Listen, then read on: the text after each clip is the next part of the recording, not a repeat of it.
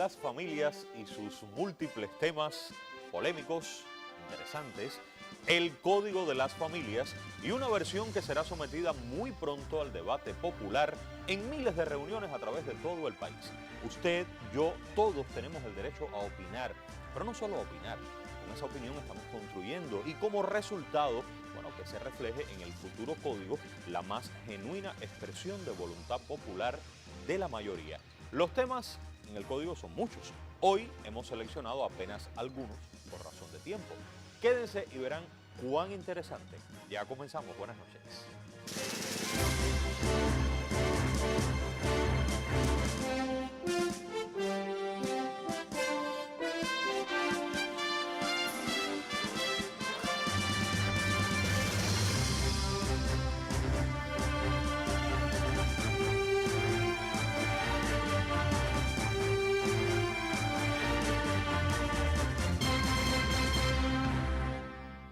Y estuvo con nosotros hace algunas semanas la vicepresidenta de la Unión Nacional de Juristas de Cuba, la doctora Yamila González, uno de los rostros que en todos estos meses y en los que siguen seguiremos viendo, explicando a través de todo el país. Pero otro de esos rostros que ha estado con nosotros en numerosas oportunidades y se va haciendo familiar ya para las cubanas y los cubanos es el doctor Leonardo Pérez Gallardo. Doy la bienvenida al querido profesor, un placer que nos acompañe. Buenas noches. Gracias, buenas noches, Humberto. Profesor que preside la Sociedad Cubana de Derecho Civil y de Familia de la Unión Nacional de Juristas de Cuba y sin duda es una de las voces más autorizadas en materia del derecho de las familias en nuestro país. Doctor, como los temas son tantos, he seleccionado de lo que he visto en redes, de lo que me comentan las personas, de lo que sé también le han comentado a ustedes, y este no va a ser el último. De hecho serán muchísimos programas y en la medida que la consulta popular vaya avanzando también, por supuesto vamos a enriquecer más los debates y se enriquecerá el código. Pero le he traído algunos de esos temas y quisiera sus comentarios generales y después abrimos los temas. Vamos a ver cuáles son y hasta qué punto esto es así o no. Bueno, ya se está comentando del problemita del orden de los apellidos. ¿Es verdad? ¿Se lo han dicho? Sí, ¿Se lo comentan? Supuesto, claro que sí. Bien, sobre eso quiero hablar. Del conocido régimen económico del matrimonio, la doctora González Ferrer hablaba de esto, pero yo tengo otras preguntas también para usted en el día de hoy. La cuestión de los abuelos, profesor. Sí, es un tema muy polémico y muy interesante porque además una manera de visibilizar uno de los sectores vulnerables en el entorno familiar. Gestación solidaria. Imagínense usted. ¿Qué es la gestación solidaria? Dígamelo en dos palabras nada más. Pues es una alternativa que se ofrece a las parejas que no han podido procrear de utilizar el útero de una persona que está afectivamente cercana a ella a los efectos de viabilizar ese derecho a poder tener un hijo o una hija. Se dice fácil, pero no lo es tanto, ¿no? No, y tiene una polémica que no cabe duda interesante desde el punto de vista ético, pero el derecho está para llegar a todos y a todas. ¿Es lo que se dice vientre de alquiler? Sí, desde otros ordenamientos jurídicos, pero precisamente el adjetivo juega un papel importante en el proyecto de Código de las Familias. Es una gestación solidaria, sustentada en el altruismo. Por lo tanto, nada de arrendamiento, nada de renta en materia de gestación. Solo para dejar el deseo y lo hablamos más adelante. ¿Se está previendo en el código? Sí, por supuesto. Y con ¿Que se puede hacer eso en Cuba? Sí, con varios controles. Bien. Bueno, testamentos, herencias, herederos, ¿cambian determinadas cuestiones? Por supuesto, sí. El Código de la Familia es un tsunami en el Código Civil y por lo tanto incide y repercuta la reforma en el derecho de las familias en el derecho de las sucesiones. Porque los testamentos, las herencias, los herederos, esto iría en el Código Civil. En el Código Civil. No en el Código de las Familias. Pero si cambia el Código de las Familias... Exactamente, y por eso hay una reforma al Código Civil inminente y contenida en las disposiciones finales del Código del proyecto de Código. Le invito a tomar asiento, por favor, profesor. Y vamos a comenzar con la cuestión del orden de los apellidos. Aquí varias preguntas que yo le traigo, vamos a ver cuáles pudieran ser esas preguntas, por favor, y comenzar la polémica. Recuerden siempre que este es un instrumento jurídico, esta es una disposición jurídica que está en construcción. Cada una de las ideas del profesor forman parte del momento de la construcción colectiva en el que estamos. Cuando millones de cubanos hablemos, opinemos, construyamos, todo esto pudiera cambiar, profesor. Por supuesto, por supuesto. Históricamente, eso lo sabe todo el mundo, en Cuba el apellido del padre es el primero, históricamente. ¿Por qué cambiarlo ahora? ¿Por qué ustedes proponen cambiarlo? Porque responde al mandato constitucional. La Constitución del 2019 establece claramente que no es posible la discriminación por razón de una serie de categorías sospechosas que pueden llevar al discrimen. Y una de ellas es el género o la orientación sexual. Y el género, por supuesto, lleva a que no es posible sustentar una tradición que es una tradición que no responde al mandato constitucional, que quebranta el principio de igualdad entre hombre y mujer cuando establece que el primer apellido que lo establece la ley del registro del Estado Civil. El primer apellido que llevan los niños y niñas es el apellido paterno y el segundo apellido es el apellido materno. Eso discrimina. Pero además, eso discrimina, pero además, Humberto, si como en el código se incluye el matrimonio entre personas del mismo género, no es posible entonces mantener para los matrimonios o las uniones de hecho entre personas del mismo género la posibilidad de que sea la pareja la que elija el orden de los apellidos y mantenerlo en el caso del matrimonio integrado o las uniones de hecho integradas por personas de género distinto. Además de que hay un test de constitucionalidad no superaría. ¿Qué es un test de constitucionalidad? O sea, una norma jurídica cuando se confronta con la Constitución no supera el baremo que la Constitución establece, que es el principio de igualdad y no discriminación. O sea, mantener que el apellido del padre sea el primero, de acuerdo a lo que ya aprobamos en la Constitución, en su opinión, sería discriminar. Por supuesto que discrimina y además no es sino mantener una tradición patriarcal, que además es interesante, Humberto, como en el año 2021 más de 5 o 6 países de Latinoamérica tan cercanos a nuestra idiosincrasia modificaron sus códigos civiles al solo fin de admitir la posibilidad de que la pareja sea la que decida el orden de los apellidos. Algo importante, el orden de los apellidos lo pacta la pareja y una vez determinado para su primer hijo, el resto de los hijos que tengan en común esa pareja tendrán que mantener ese orden. ¿Ah, sí? Sí. ¿No es para cada hijo? No. Usted, una vez que ha elegido para su primer hijo, pues el resto de los hijos tendrá ese orden. Esto implicaría, Humberto, que ya las parejas que ya tienen hijos, una vez entrada en vigor de aprobarse el Código de las Familias, una vez que se apruebe el Código de las Familias, pues no sería posible pactar el orden de los apellidos porque ya tendrían que seguir el orden que la ley anterior establecía. Porque de lo contrario, claro, altera las relaciones que se pueden dar entre hermanos, porque tendríamos hermanos de doble vínculo, o sea, por una línea y por otra línea, que tienen un orden distinto a los hermanos anteriores, o sea, a los hermanos mayores. Claro, claro. Bueno, y cuando la persona vuelve a contraer matrimonio, tiene que volver a ponerse de acuerdo. Claro, cuando la persona vuelve a contraer matrimonio o tiene otro hijo fuera del matrimonio, puede darse el caso de personas que tengan otro hijo fuera del matrimonio, sí pueden pactar el orden de los apellidos, o sea, pueden pactarlo. No quiere decir que ahora las personas casadas no lo puedan pactar. Lo que estoy explicando es que los que ya tienen hijos no pueden pactar el orden porque ya el orden está establecido de acuerdo con esa ley. Estamos hablando de la aplicación sería para aquellas personas que no tienen hijos y los comenzarían a tener a partir de aplicarse, de mantenerse esta opción. De mantenerse esa opción. Pero aquí vamos a seguir con las preguntas porque creo, profesor, esto parece sencillo pero no lo es tanto. ¿El de la madre será el primero ahora? La respuesta es no será el primero. No. Será aquello que acuerden. ¿Y si no se ponen de acuerdo? Si no se ponen de acuerdo, la fórmula que utiliza el legislador, que ha sido una fórmula transaccional, o sea, se ha llegado a una transacción, es mantener el orden de los apellidos tal y como está establecido en la actualidad, primero el apellido paterno y después el apellido materno. ¿Eso no es discriminatorio? Sí es discriminatorio, Humberto, y la fórmula que se utiliza en el derecho comparado y es la única que se ha utilizado porque no hay otra alternativa, es el azar. O sea, si no están de acuerdo los miembros de la pareja, el oficial del registro del Estado Civil, al azar, de acuerdo con la técnica que utiliza, determina cuál es el orden de los apellidos. Porque tampoco es posible que el orden de los apellidos se determine sobre la base del orden alfabético. Porque, de lo contrario, las personas que tengan apellidos Valdés o Torres, pues tendrían... Nunca ganarían con un Ávila. Aquí la de perder. Y casi todos los apellidos que se mantendrían serían Álvarez, Armas, etcétera, etcétera. ¿Usted qué le parece que podamos pensar en esa posibilidad? Bueno, esta es una posibilidad que en la etapa porque eso es, por ejemplo, de construcción una de moneda, digamos, exactamente. Estrella o escudo. Puede ser una moneda u otra vía. Es la vía que se ha utilizado todos los ordenamientos jurídicos. ¿Puede parecer tan elemental? Puede parecer trivial, Humberto, pero aquí lo que prima es el azar. Y el azar tiene efectos en el derecho, sino que se lo digan los seguros.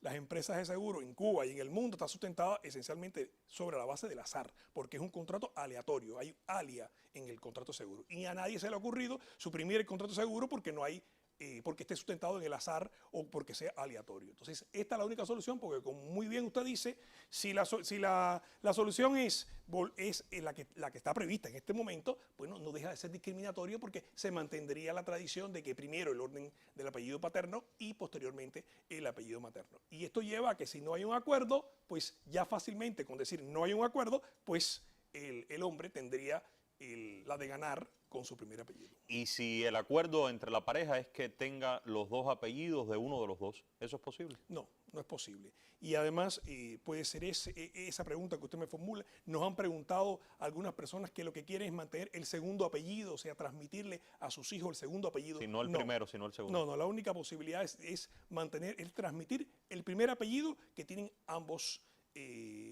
padres y madres o padres en dependencia de la pareja. O sea, que de lo que estamos hablando es del orden del primer apellido de ambos. De ambos. Solamente eso. Solo el primer apellido. No cabe duda, hay ordenamientos jurídicos que han permitido la posibilidad del segundo apellido, pero la fórmula que hemos utilizado es solo permitir la del primer apellido. Estamos a las puertas de una consulta popular. El pueblo puede hablar, profesor. Puede hablar, y este es un tema interesante y que les atañe a muchas personas. En relación a los apellidos, a ver si me queda alguna que otra pregunta de lo que más he estado escuchando. Además de los padres, ¿qué otra opinión se tomará en cuenta? ¿Un abuelo puede venir y dar una opinión? No. ¿Un tío, una tercera persona? No, porque la filiación pues, es una relación padre, madre e hijo. Y por lo tanto, quienes determinan estos temas son los padres y las madres. No quiere decir que en el caso cubano, saben que las abuelas siempre son muy empoderadas y hasta en el nombre de los nietos intervienen las abuelas. Entonces, no quiere decir esto que no lo hagan en el orden fáctico, pero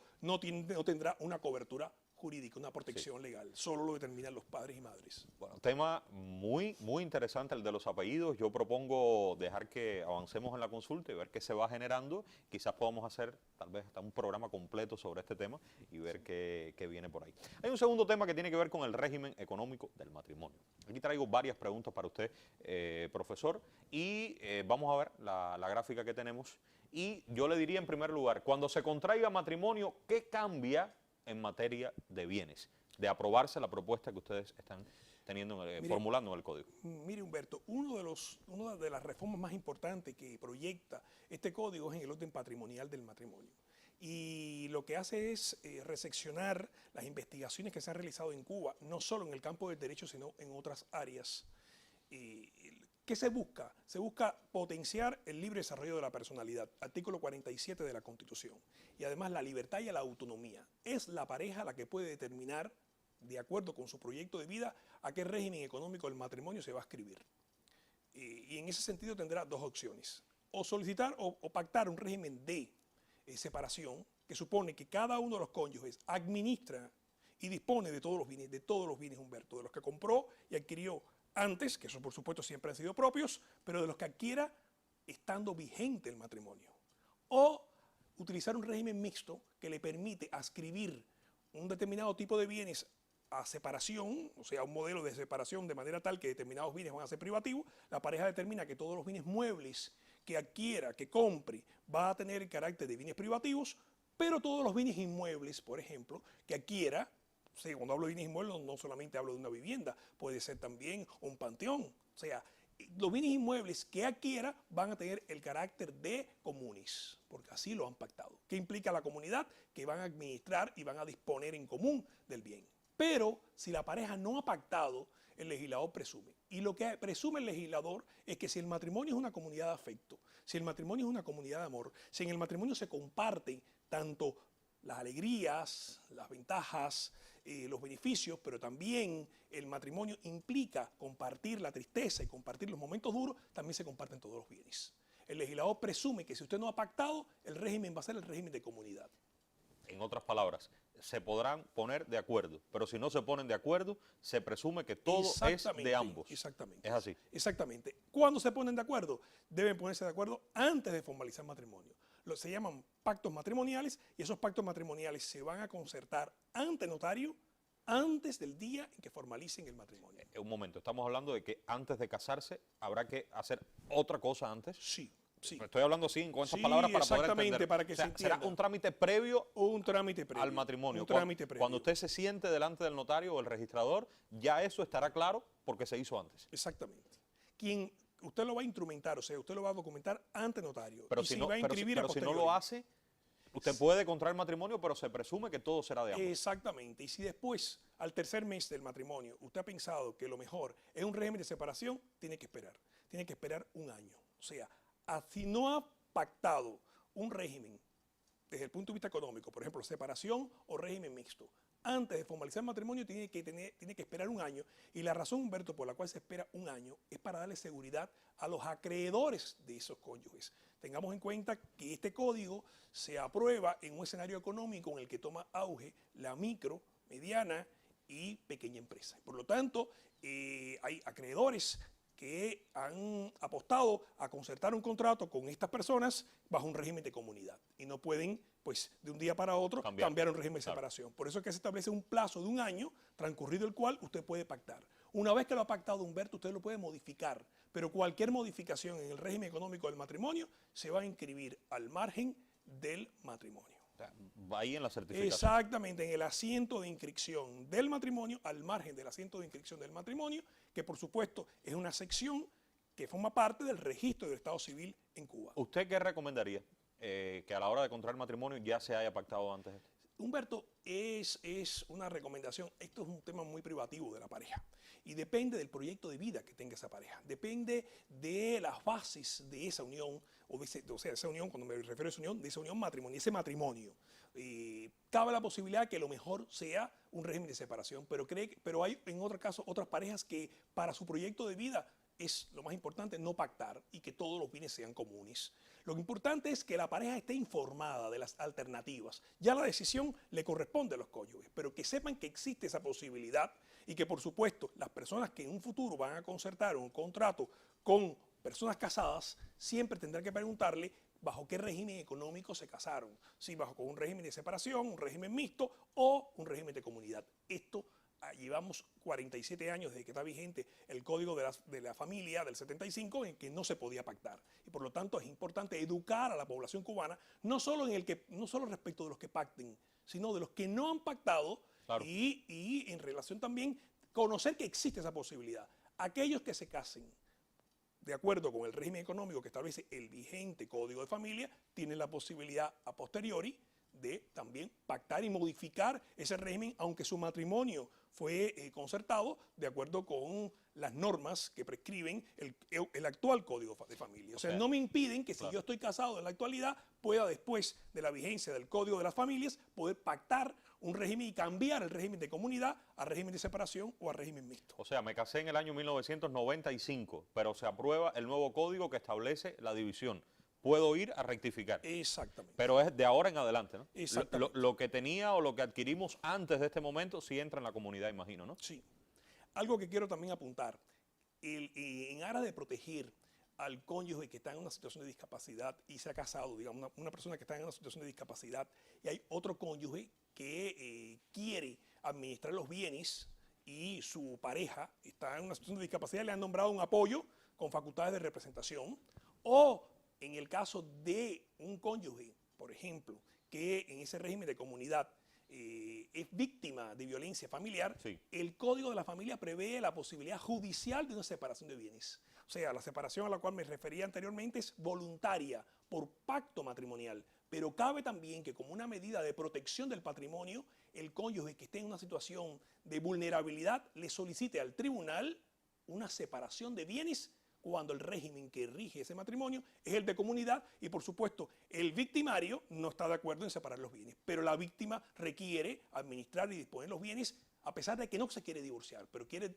separar los bienes. ¿Será posible? Algo que no está previsto en el vigente Código de la Familia, pues prevé la posibilidad de una separación judicial. Y en ese sentido hago la distinción. La que se pacta es una separación voluntaria y esta otra es una separación de carácter judicial que tiende a proteger a uno de los cónyuges cuando está en una situación especial a la cual se refiere el proyecto. Claro, lo cual es coherente con el resto del articulado del propio código que protege a personas en situaciones especiales, pero también la Constitución que tiene esta vocación. Y antes de pasar a otro tema, Humberto, me parece importante que la población cubana conozca que aun cuando usted pueda pactar un régimen de separación, el código establece disposiciones preliminares, un régimen primario. ¿Qué supone ese régimen primario? Que hay normas que tratan de proteger o tutelar la igualdad entre los cónyuges, la solidaridad entre los cónyuges, el auxilio entre los cónyuges, la prohibición de cualquier tipo de violencia intrafamiliar, incluida la violencia económica o patrimonial. Con ello, ¿qué quiero decir? Que usted puede pactar una separación, pero esa separación no puede llevar a vejaminar, humillar o afectar notoriamente en el orden económico patrimonial a uno de los cónyuges. Hay normas imperativas. ¿Qué quiero decir con la expresión normas imperativas? Normas que la voluntad de las personas no pueden sustraer, no pueden evadir su aplicación. Y son esas que tratan de proteger valores constitucionales dentro del matrimonio. De ahí el vínculo Constitución, Código de las Familias. Este tema, eso que acaba de decir específicamente, creo que merece toda una reflexión futura. Porque en el ejercicio de la libre, de la espontánea voluntad de la persona, puede aparecer la mala fe. Sí. Y puede aparecer el deseo de afectar a alguien que incluso fue tu pareja durante mucho tiempo. Y eso puede darse perfectamente. Y esa persona estará desprotegida porque en algún momento antes dijeron, no, lo mío es mío, lo tuyo es tuyo. Creo que me parece, fíjese, un punto interesantísimo. Por ahí venía la otra pregunta que tenía. ¿Se dan muchas situaciones en Cuba problemáticas así, parecidas? Yo creo que la respuesta sí. Muchos conflictos, sí. ¿La solución del código podrá resolver todas las situaciones que se dan actualmente? Yo diría, mi opinión es no.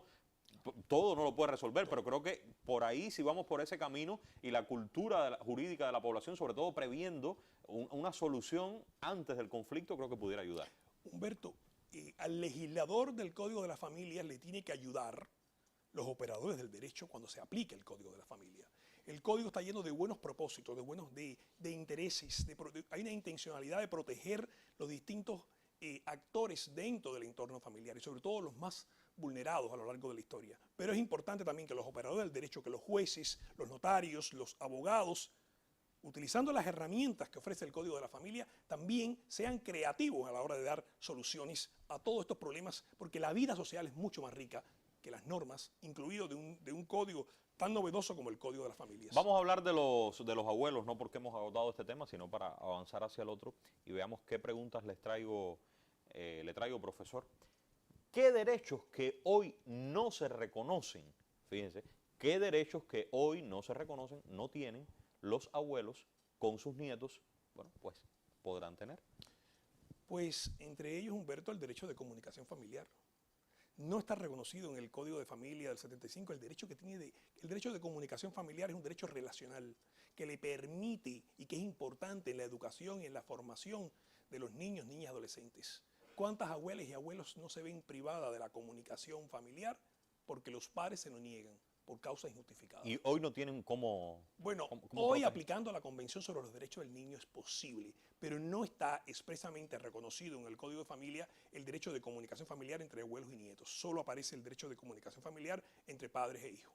Y aquí se reconoce, se regula y además, digamos, utilizo ahora la palabra sanción, entre comillas, lo sanciona de manera tal que aquel de los padres o madres que le impide a los abuelos comunicarse con los nietos de manera injustificada puede ser incluso causal de exclusión de la herencia. Si usted le ha negado la abuelidad, si usted le ha negado a su propio padre la posibilidad de comunicarse con los nietos, pues usted no tiene derecho a heredarlo. El resto de los herederos puede interesar la exclusión de la herencia. Por lo tanto, ¿En serio eso? aquí se reconoce en sentido positivo el derecho de comunicación y las consecuencias que tiene la violación injustificada del derecho de comunicación familiar. Sí, pero puede ser que no sea el hijo, doctor, que sea la otra parte de la pareja, o sea, que se lo niegue, digamos, el padre a la abuela materna. Claro, pero si ya es una cuestión de es la nuera la que se la niega o es el yerno, pues no, entre nueras y yernos no tienen derecho hereditario respecto a los suegras y suegros. Pero ahí también tiene ese Ahí abuelo... lo que sí puede pedir es interesar el régimen de comunicación familiar. O sea, que el pero tribunal dictamine. sin la consecuencia directa de que pueda ser excluida de la sucesión. Pero no solo se prevé el derecho de comunicación familiar, se fortalece también el derecho que tienen los abuelos y abuelas en la posibilidad incluso de que a su favor se le pueda delegar el ejercicio de la responsabilidad parental. Esto era impensable en el Código de Familia del 75. O sea, los abuelos y abuelas pueden, en situaciones excepcionales, pueden los padres y madres delegar algo tan tan vital o importante como es ejercitar la responsabilidad parental. Los abuelos y abuelas, además, pueden solicitar una guarda de hecho que no está prevista, o sea, la posibilidad de que se pueda instrumentar o que pueda por vía notarial o pueda constatarse de que existe una guarda de hecho, o sea, una protección que tienen los abuelos y abuelas el abuelo respecto a los nietos y nietas. Quien tiene al nieto Exactamente, físicamente, porque mamá, papá no están, digamos, en Cuba. Están cumpliendo una misión internacional. Hoy legalmente eso no la delegación, exactamente. Se reconoce expresamente la guarda y cuidado a favor de los abuelos y abuelas. Increíblemente, pero el Código de Familia del 75 no lo establece. Sobre la base de una interpretación del artículo 89 del vigente Código de Familia, se permite que los abuelos y abuelas tengan la guarda y cuidado. Pero además, Humberto, las sentencias de los tribunales cubanos que se han pronunciado sobre ello son escasas y digamos que son sentencias que datan de la última década. O sea, durante 30 y tantos años estuvo vigente el Código de Familia sin sentencias que concedieran la guardia y cuidado a favor de los abuelos y abuelas. Y ahora sí aparecen los abuelos y abuelas en el orden. Es importante, mire, yo hice un estudio. El Código de Familia del 75 cita en 4 oportunidades a los abuelos y abuelas. Y el proyecto de Código de las Familias, pues desde los primeros artículos en las disposiciones preliminares está diciendo que los abuelos y abuelas tienen un valor importante o trascendental en la formación de los nietos y nietas, en la transmisión de costumbres, en la transmisión de valores y en la labor que han desempeñado los abuelos y abuelas cubanas en el cuidado de los nietos. Fíjense si es interesante lo que está pasando en materia del Código de las Familias en Cuba y toda la consulta y la posibilidad de que lo aprobemos, que todo esto que acaba de decir el doctor, el reconocimiento en ley de esto que él acaba de decir, no es más que el derecho pareciéndose a la vida real, porque ¿en qué familia cubana el abuelo no ha ejercido una influencia directa, yo creo que en la inmensa mayoría, sobre el nieto o sobre la nieta, pero además en nuestra formación existen muchísimas cosas de esos abuelos cuando han estado cerca de nosotros. Que se reconozca no es más que se parezca el derecho a la vida real. Aquí se nos acabó el tiempo, pero yo le propongo lo siguiente. ¿Usted podrá venir la semana que viene? Pues con todo usted gusto. Puede estar el lunes que viene con nosotros. Todo gusto. Le voy a adelantar y a usted también cuáles serían algunos de los temas sobre los que vamos a hablar. Miren, con relación a los abuelos, ¿qué me quedó pendiente? Vamos a ver, por favor, de los abuelos lo siguiente.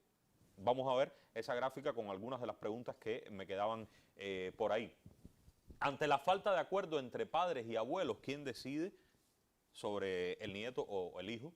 ¿Se tomará en cuenta la opinión de los nietos, profesor? Porque estamos hablando de los abuelos, de las abuelas, de los padres, y lo que dice el niño o lo que dice la niña. Aquí hay otro tema que tiene que ver, vamos a avanzar con la gestación solidaria. Yo le preguntaba al inicio y propongo el lunes que viene hablar sobre el asunto. ¿Qué es la gestación solidaria? Nuestra cultura y la gestación solidaria. Usted ha dicho vientre de alquiler, no, nada que ver con renta, estamos hablando de solidaridad, pero existe una cultura en Cuba. ¿Hasta dónde podemos o no romper con esa cultura? ¿Contamos con las condiciones materiales para hacerlo? Creo que también hay que hablar de tecnología, de condiciones de nuestro sistema de salud para esta gestación solidaria.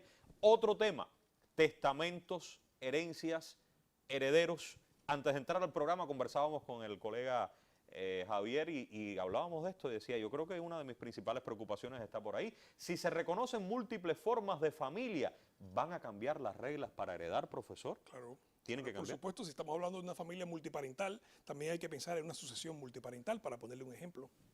Fíjense cuántos asuntos vamos a dejar para el lunes que viene.